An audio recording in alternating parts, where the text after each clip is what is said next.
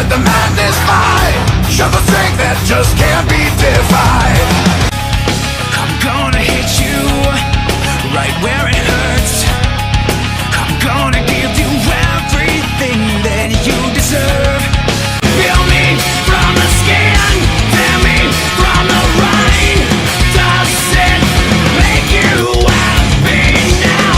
Tear me from the bone, tear me from myself. Are you feeling happy now?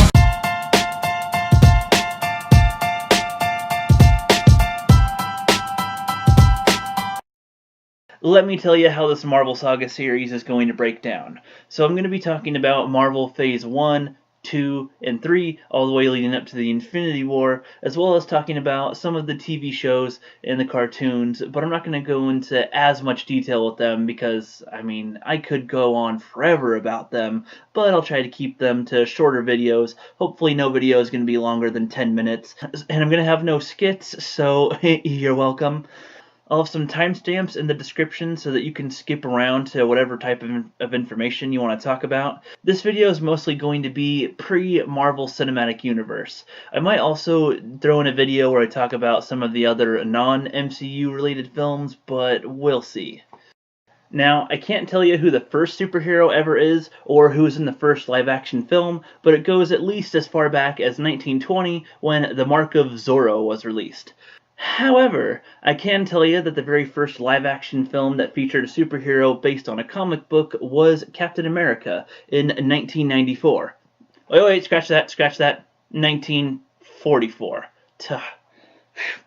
They just managed to get one out before DC, but it would be another 40 years until another Marvel character would be shown on the big screen. Try to guess who the second character was. Come on, make your bets. Put your money on the table. Fold in now. Was it Iron Man? Maybe the Hulk? Another Captain America? Spider-Man? Howard the Duck? Seriously? Well, hey, it's directed by George Lucas, post-original trilogy, so it must be pretty good, right? Listen to me, small visitor.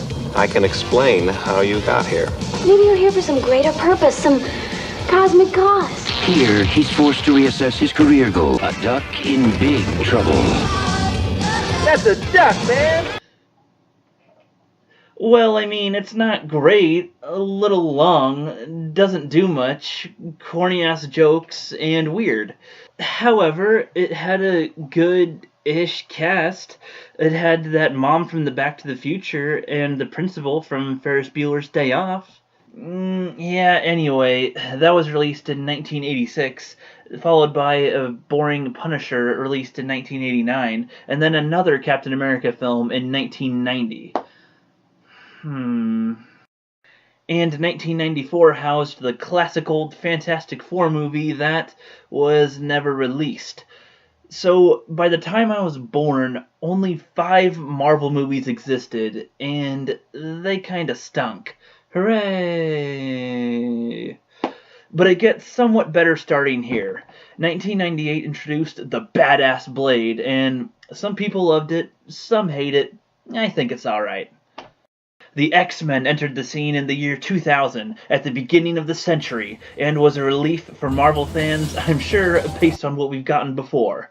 Blade 2 and Spider-Man rolled up in 2002, Blade 3, the Hulk, the Punisher, Daredevil, and Spider-Man 2 came around in 2003 to 2004. And at least 2 of them are argued as the best superhero movies ever. At least until Marvel's Avengers Infinity War, and Logan, and The Dark Knight, and I'll stop. Obviously, Marvel has come a long way since their first films. The quality entering the 2000s improved, but still had plenty of issues in some areas, especially effects and tone. I'll admit that Spider-Man swinging around and kicking guys in the face, and Wolverine going raw with his claws, was pretty cool, so I'll give them that. The main successful movies were Marvel properties, but not owned by Marvel Studios anymore, since they were bankrupt and had to sell off the characters back in 1997. So, for a few years, they were kind of grasping at straws, trying to gain any footing and make some type of profit without too much luck. They were pretty much pushed to the brink. They were in a corner with very few options left. In 2005, Marvel Studios had an approval to make a few movies and were given $225 million to finance the plan. But they had to put up collateral. With nowhere else to go, they risked losing the rights to Captain America, the Avengers, Nick Fury, Black Panther, Doctor Strange, and a few others. If the movies they were about to make were to flop or fail, they'd be waving a bye-bye-bye to those characters and future fortunes. And even with that great opportunity at hand, Marvel Studios was still in a tough spot, as they had to pick out which character to make into a film.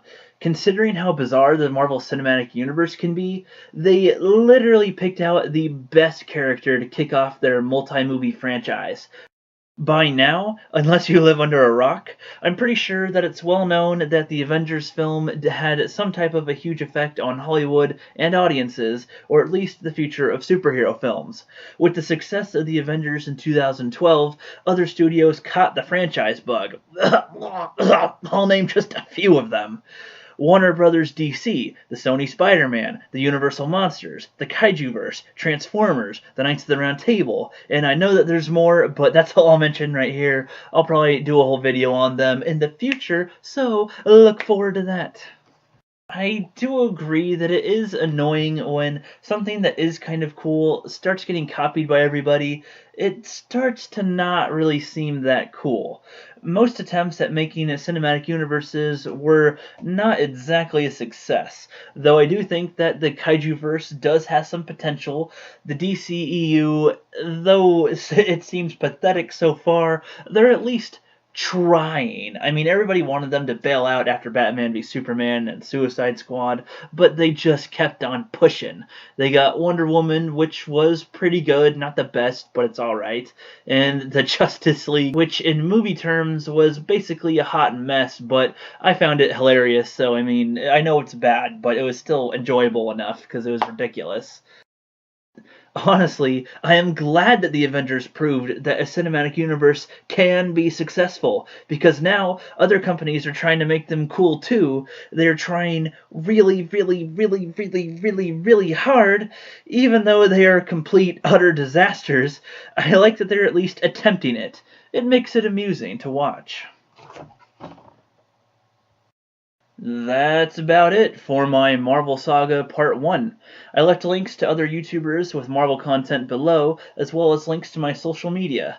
Later on, I plan on reviewing the non-MCU Marvel movies in depth, and the Marvel Saga Part 2 video will be up in a week or two, where I will talk about Marvel Phase 1.